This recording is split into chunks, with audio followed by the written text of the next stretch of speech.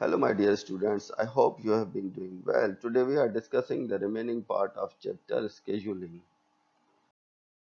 In the last lecture, we discussed theoretically about network of activities. We discussed that network of activities can be constructed through activity on node network AON or activity on arrow network AOA. How can we develop these network of activities? Begin with start activity. So initially we add starting activity. We can add a starting activity through nodes. Nodes can be in the shape of the circles or rectangles or squares. Add activities without precedence as nodes. There will always be one, maybe more. So when you are initially starting the activities, you can have just one activity, say suppose A, or there can be more than one activity, just three activities A, B, C. So you add these three activities when you are constructing the network of activities. Add activities that have those activities as precedence. So once you have added the initial activities A, B, C, then if there is another activity D, then you add that activity D. Further, if there is E, F, then you can go on to add these activities and continue until the last activity. So we construct all these network of activities. We use symbols just like arrows, circles, rectangles, or squares. Now we are discussing how we can construct that network of activities through sample action plan. Here suppose we are taking example of a project which have a task or activities just like A, B, C, D, E and F, and then there's precedence. Now you can see that A and B activities do not have any preceding activity. It means A and B are the initial activities. Then activity C has activity A is as precedence activity. It means that activity C can only be started when activity A is completed. Similarly, activity D and E have preceding activities B. So activity D and E can only be started when activity B is completed. And finally, we have activity F, which has preceding activities C and D. It means activity F can only be started when activities C and D are completed. So in other columns, we have given the time uh, incurred on each activity and cost and who does these activities. So here our major focus is how we can develop these tasks through network of diagram. So let's develop that network for this table simple action plan. So initially when we are developing network of activities, so first we are discussing the example of activity on node network from the previous table. So initially we add starting activity through a circle or rectangle or a square. Here just in this example we have added a rectangle as a starting activity. Now we are drawing arrows towards the initial activities. Now if you can see in previous table we have initially two activities A and B. These are the initial activities. So after arrows we have written these initial activities A and B inside the nodes. So we have shown these nodes through squares. Then activity C is preceded by activity A. So that's why we have drawn arrow from activity A to activity C. It means once activity A is completed, then activity C is started. Further, activity D and E both are preceded by activity B. So that's why we have drawn arrows from activity B to D and E. It means when activity B is completed, then activity D and E are started. Then after E further we have activity F, which is preceded by activity C and D. So when activity C and D are completed, then activity F is started. Further, activity F and E, these both activities do not have any following activities. So these are the ending activities. Then we draw arrow directly from activity node F and E to end node. So that's how we can develop activity on node network diagram. So that's all about example of activity on node network. Now we can construct activity on arrow network from the previous table. Now you can see the difference between activity on nodes network and activity on arrow network is that we have shown activity on nodes and activity on node network. But here in activity on arrow network, we have shown all these activities on arrows instead of nodes.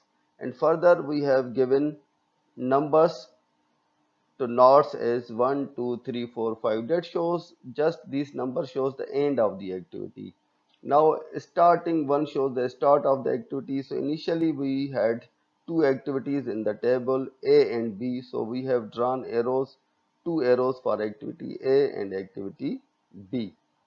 Now at node 2 activity A is ended and at node 3 activity B is ended. Now in the table activity C is preceded by activity A. So that's why from 2 we have drawn arrow for activity C. Now when activity A is completed at node 2 then activity C is started. Further activity D and E are both preceded by activity B. Now once activity B is completed at node 3 then activity D and E are started. Further activity F is preceded by activity C and D. Now activity C and D ends at node 4 and then activity F is started. Now after F and E we do not have any following activities, so that's why we have drawn arrows of E and F directly towards node F, which shows the end of the activities of E and F. So that's how we can construct activity on arrow network. Activity on node versus activity on arrow network. The choice between activity on node and activity on arrow is largely a matter of personal preference. So either you opt for activity on node network or activity on arrow network. This is a personal preference of the companies or organizations. But activity on node network is typically used in the most popular PC-based commercial softwares. So most of the computer softwares usually uses activity on node networks. Why computer application softwares are using activity on node network instead of activity on arrow network? Because activity on node are easy to draw. You can easily draw nodes.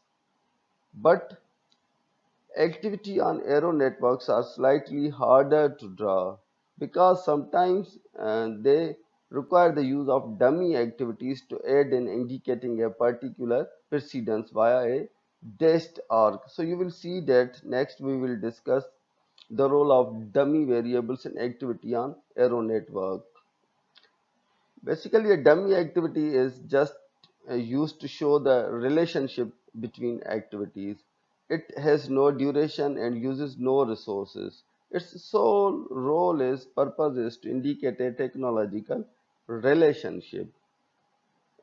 Sometimes it happens that there are two activities which occurs between the same two events, then a dummy activity is used. So if we have two activities between the same two events, you will see that in next example that it becomes very difficult to draw arrows. Then we get help from a dummy activity. We show a dashed line, dashed arrow for a dummy activity to show such type of complex relationship in activity on arrow network diagram. But activity on node networks do not require the use of dummy activities. That's why, as we already discussed, most of the computer software uses activity on node networks because they are easy to draw. Now here is an example of network with dummy activities. Suppose we have an example of a project which have activities or task A, B, C, D, E, F. Now see that A, B, C, and are the initial starting activities and do not have any preceding activities. Activity D is preceded by activity A. Activity E is preceded by activity A and B.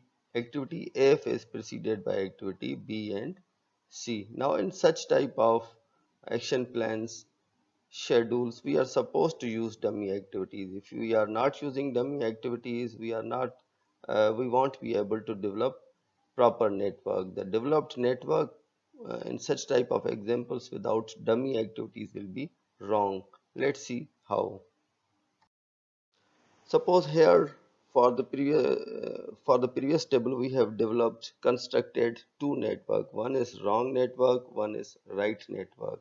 Now look at both. We had starting initial three activities A, B, and C, and then we have activity D which is preceded by activity A. In both examples that's fine. Then we have activity E which is preceded by activity A and B, and activity F which is preceded by activity B and C. Now look at both these wrong and right networks. In wrong network, activity A is flowing from node 1 to node 2 through dashed line dummy activity, then from node 2 to node 3. But here in right network, activity A is flowing from node 1 to directly node 4. Why we have developed network of dummy activities like that, but in wrong network, if you can see that it is looking like that activity F is preceded by three activities A, B, and C, but actually it's not. In right network, if you can see that activity F is preceded by only activity B and C. So just to terminate that activity A from node 2, we have developed a new node. We have constructed a new node 4. Now we have drawn a dashed line from node 1 to node 4. Now you can see that properly that activity E is preceded by activity B and A, while activity D is preceded by A, while activity F is only preceded by B and C, not by all three A, B, and C. So this is the right way how dummy activities can help us to draw right network. If you are not using dummy activities like that, our developed networks will be wrong. So same network again developed here.